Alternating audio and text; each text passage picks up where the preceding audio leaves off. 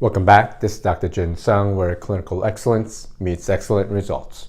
Today we're going to talk about the mechanism of fatigue related to low blood sugar or reactive hypoglycemia.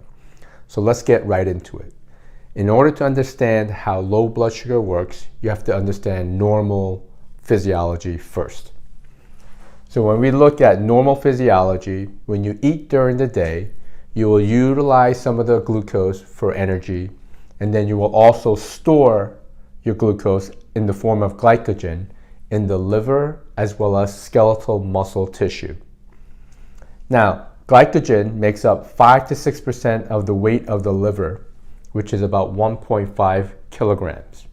So glycogen stores in the liver is about 100 to 120 grams, right, of glycogen.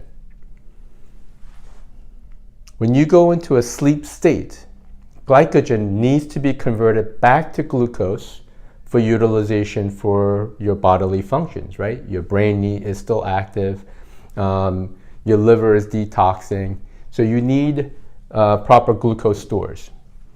While you sleep, you use up 70% of your glycogen stores. So it has to be utilized during that sleep cycle, 70%. With hypoglycemia, because of insulin spikes or people with poor diets and skipping meals, it creates a lack of glycogen stores. So let's get right into the mechanism of hypoglycemia or reactive hypoglycemia. So when we have fatigue with reactive hypoglycemia, those patients are typically women, thin-framed, what we call skinny fat, right? They're thin, but they don't have a lot of muscle tissue.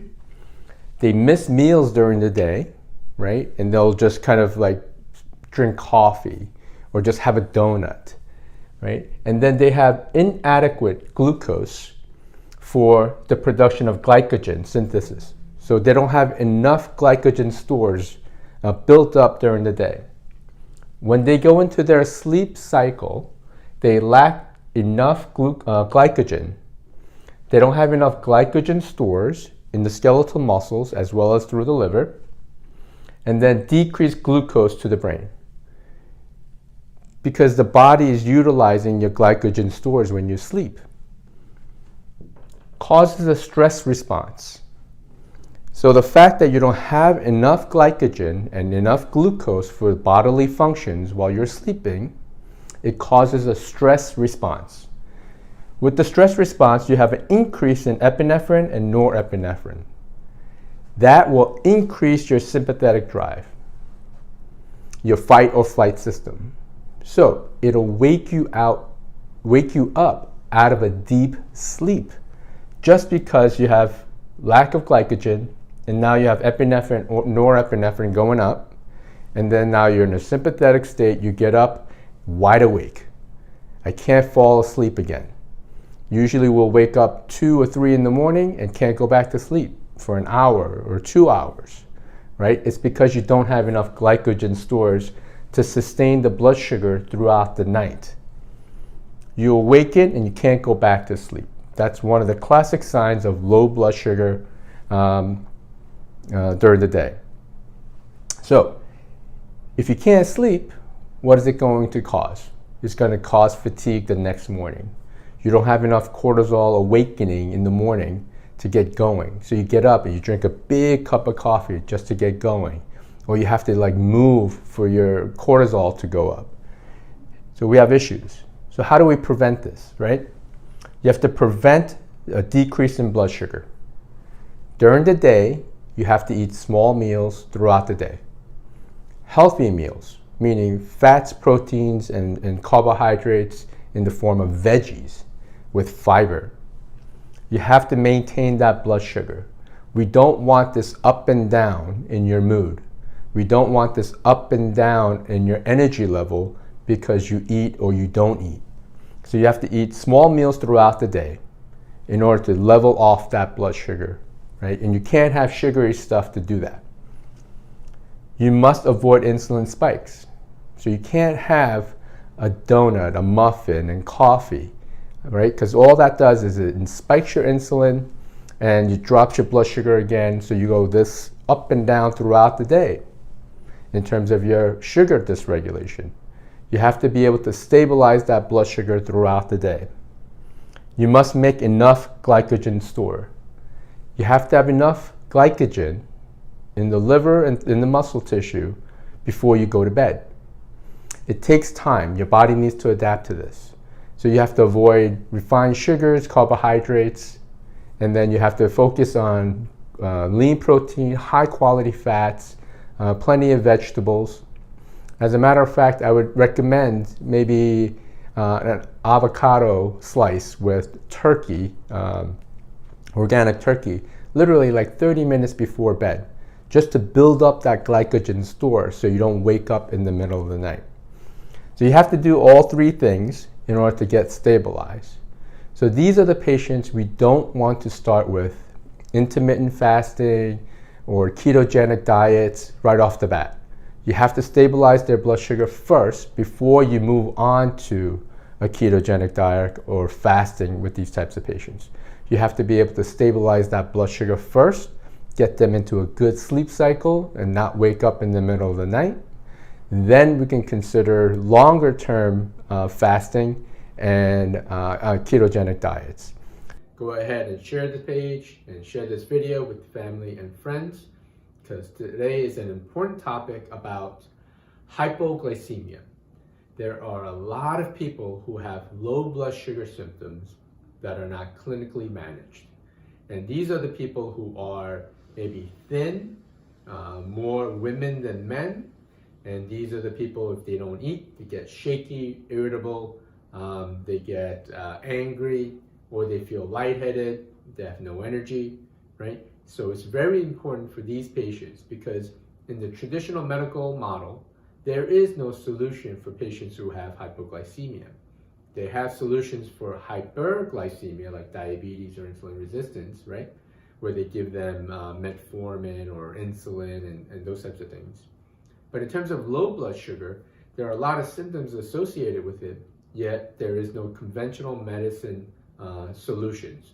So today we're going to talk about the 2 rules to stabilize hypoglycemia. 2 rules to manage low blood sugar, right? What is our clinical goal? What do we need to do?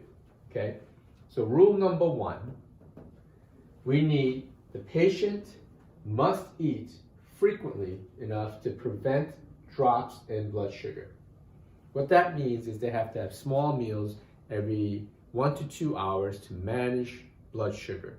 We do not want this high fluctuation in sugar or a big drop in blood sugar.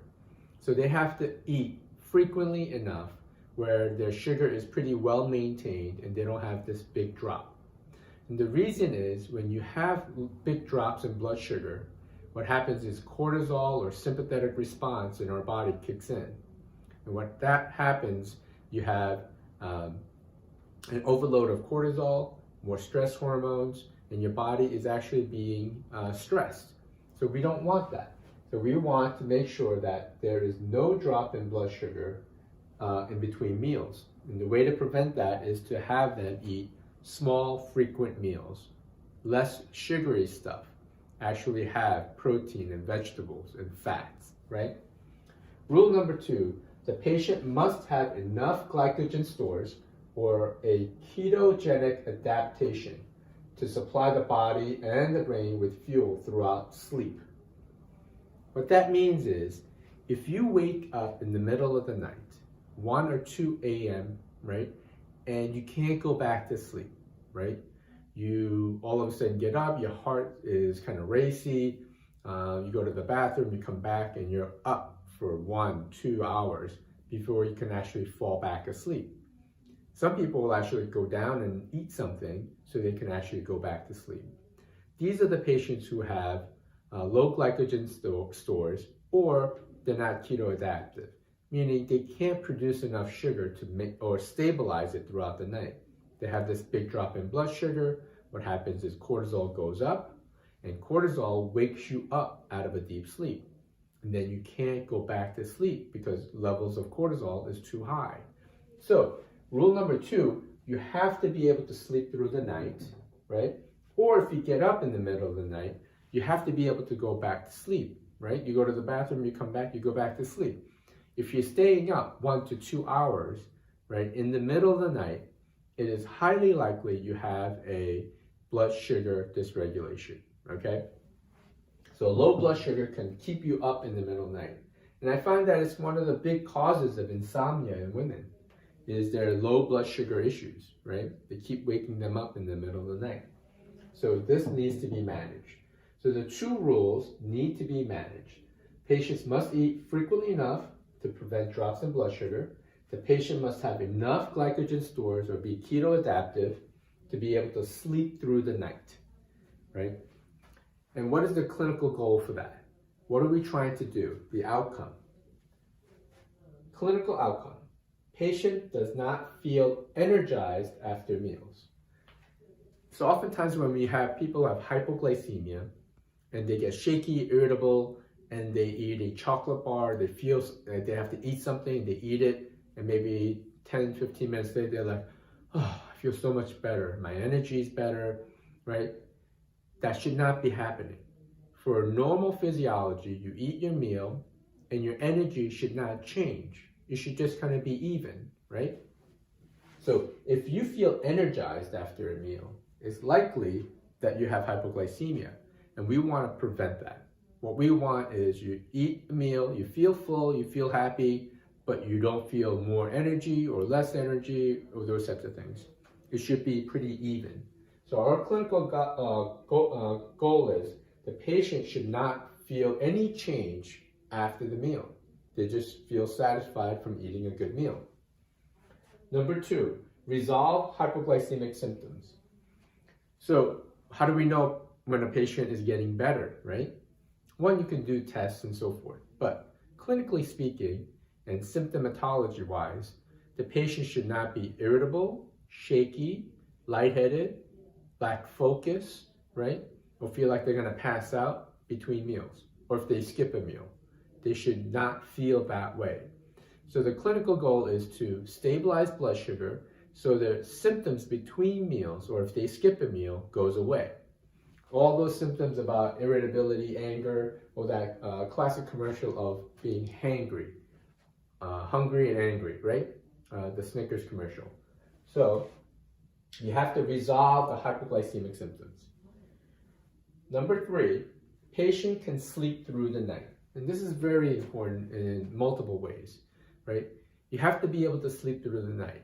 So if you get up in the middle of the night and you stay up 1 to 2 hours, it's a big problem, right? One, it's waking you up and you're not getting enough sleep, but it also can be inflammatory when you have these big spikes in cortisol throughout or at inappropriate times, right?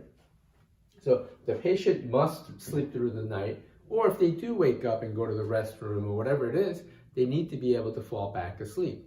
So in our office, we try to do these things, right? We need to be able to get the patient to eat more frequently so they don't have drops in blood sugar, maybe try to get their bodies more keto adaptive, and then we want them not to have any change in energy.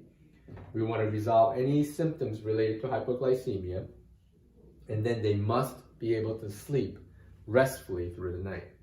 Because if you do not sleep, what happens is this perpetuates or causes more problems with low blood sugar, right? If you get up and you stayed up 2 hours in the middle of the night and you get up, you're tired, right? You're tired, you need more glucose. And then you feed yourself with a big cup of coffee and a muffin, you feel a little bit better. And then an hour or 2 later, you feel shaky or irritable, right? It's a big problem. It's a vicious cycle. So you have to break this cycle by managing blood sugar. The clinical goals and outcomes need to be managed. So in our office, we take patients and we take them from our step 1 process of changing dietary intake and then trying to manage blood sugar. Therefore, other symptoms will go away. What patients don't realize is that low blood sugar is a culprit for a lot of different things, right? Headaches, body aches, insomnia, sympathetic response because of high cortisol where you feel just kind of anxious all the time. Anxiety is a big factor in society, and low blood sugar will drive anxiety. So it's very important to manage blood sugar, right? Today we're going to talk about hypoglycemia or low blood sugars and the specific nutrients that might be helpful in managing blood sugar. Now, there is no substitute for a proper lifestyle, proper diet, right, and proper nutrient intake. However, these nutrients that I'm going to mention today are going to be helpful in managing or evening out the blood sugar throughout the day so you can feel better, okay? So the specific nutrients that's most important for hypoglycemia or low blood sugar, number one is adaptogens. Adaptogens help adrenal glands. So what we find in our office is that when people have low blood sugar, they often have adrenal issues, right? Because with low sugar, you're going to have increasing cortisol, insulin, and so forth. So you're going to have this kind of wild swing. And oftentimes they have adrenal dysfunction. So adaptogens can be very helpful in managing or helping hypoglycemic symptoms. So things like panax, ginseng, holy basil, rhodiola, different types of adaptogenic herbs have been known to help balance blood sugar for those people who have low blood sugar. Okay. Number two is general B vitamins and minerals. So like a good solid multi would be an example. However, don't just buy your typical off-the-shelf from like a CVS or a Walmart. Those are often poor quality and does not absorb very well. They tend to use the cheapest forms of B vitamins. Therefore, they can sell it at a low price. So if you go and buy calcium at some Costco, and the bottle is this big and it's only $10.99, there's a problem, right? Oftentimes it's just the lowest quality nutrient that they can find selling in bulk, right? So general B vitamins and minerals are very important for that. And then when you get into fibers such as pectins, guar gum, and then flaxseed are very important in terms of diversifying the gut. And also absorbing nutrients in the gut will help, or decreasing nutrients of like carbohydrates and so forth, right? Oftentimes people who have low blood sugar tend to eat like chocolate bars or something quick to get their energy up, all right? Plant sterols found in vegetable nuts and seeds, right? However, you can get concentrated forms of this and it can help improve low blood sugar. Another one, branch chain amino acids. The three we're talking about is leucine, isoleucine, and valine. Now these are found in protein, basically, beef, chicken, seafood, and in dairy. However, with dairy, such as whey, like whey protein will have these amino acids in there. There are patients who are sensitive to whey, meaning they have symptoms, or they have bloating or GI issues and so forth. So I would sway you away from whey protein and get you more towards beef, chicken, and natural foods. And then maybe using some alternative vegetable type protein can be helpful, okay? Now these nutrients can be found in many different nutrient stores or supplement companies. However, I would caution you against just buying them at a cheap price. It's important to get high quality nutrients. And that's why we developed an online store that's available for our patients. So what I would like to offer you guys is this. You can have access to my online store. However, you can't just buy whatever you want. What you need to do is contact me through either direct messaging or through the office, and we can set up an account for you. And we'll have to have a small 10-minute complimentary consult to determine whether we can allow you to buy our supplements or not, right? It really depends on each individual. And we don't like to just blanket it and say, these are all good. Because you may not have hypoglycemia, you might have something else. So it's very important to kind of distinguish that, make sure that the right nutrients get into the right patient's hands rather than do a blanket supplement recommendation for anyone, right? So we are very precise with what we do. Many patients come from different parts of the country, and different parts of our state to see us. And oftentimes they have bagfuls of supplements that they've been trying to help themselves with. However, it's not targeted to what they're needing, right? So sometimes doing small things can make big impacts, and sometimes taking a lot of supplements actually does nothing or can be detrimental to your health. So it's very important to distinguish between what your body needs versus what you think is good for you, okay? My name is Dr. Jin Sung, where clinical excellence meets excellent results, and we'll see you guys next week on the healthy side. Have an awesome day.